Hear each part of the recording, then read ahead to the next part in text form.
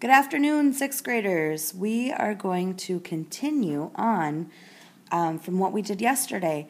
So when you start off today, you will have your mask covered in plastic wrap. Remember how we talked about making it nice and smooth in all the divots, so we don't want any holes underneath the plastic wrap, so everything's nice and smooth.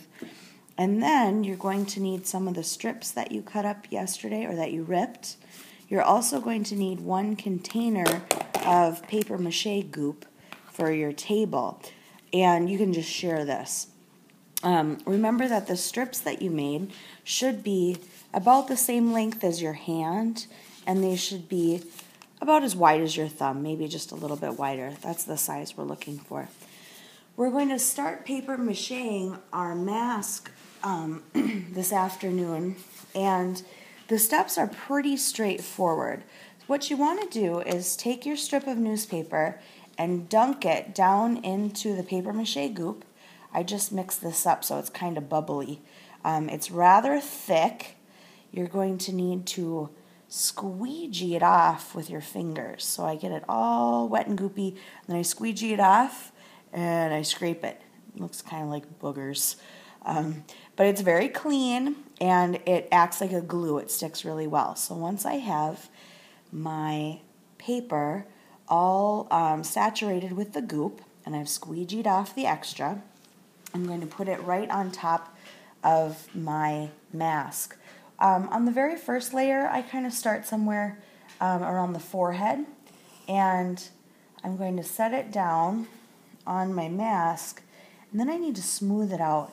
You want to be really gentle with it and careful, but make sure that it gets smoothed nice and flat.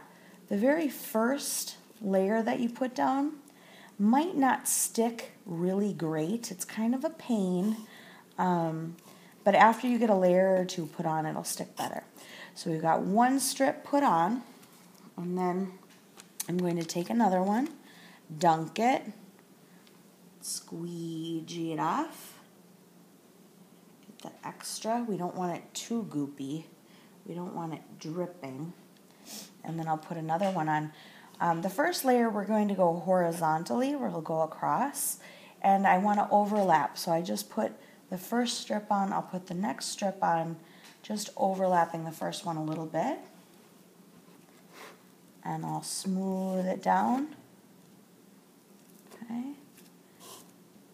Go back and make sure everything's kind of smooth. And I'll keep doing that.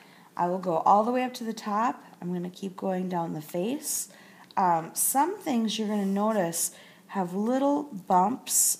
Pieces are smaller, so you might need to make some exceptions. This is kind of a big piece, so I might need to rip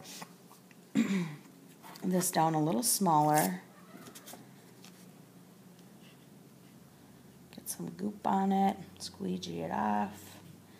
Maybe for my eyebrows, I might end up doing more than 1 piece.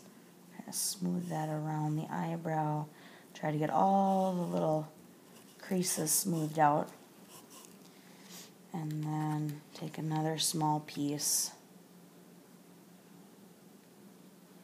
Maybe for the other eyebrow.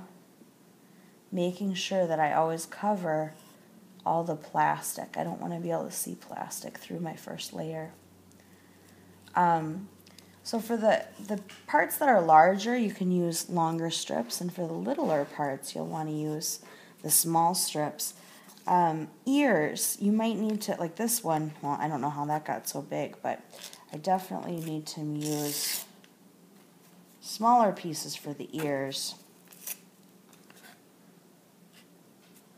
Do a little goop, squeegee off the extra, scrape it. Put this inside the ear and go right around to the back.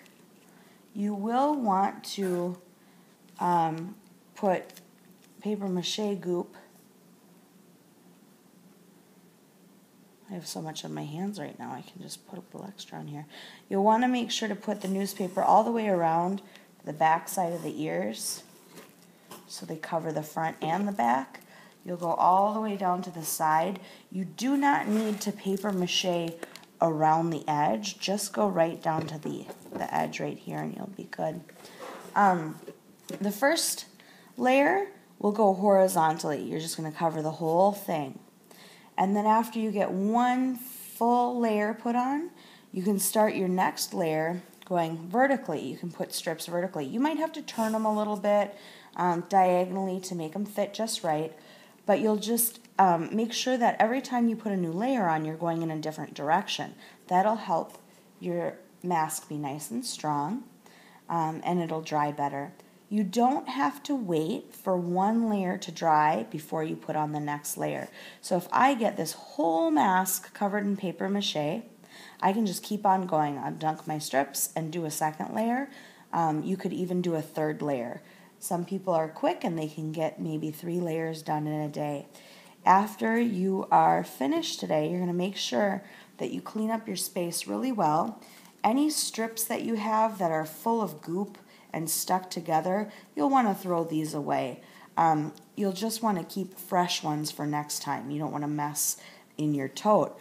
If your sculpture or your mask is really goopy, you'll want to take your hand after a couple minutes and just squeegee off, kind of gently rub off the extra and scrape it so it's not dripping. When you put it away in your tote, put a little bit of paper underneath it so that it doesn't get the rest of your tote all goopy, but it should never drip and ooze. It should be shiny but not dripping.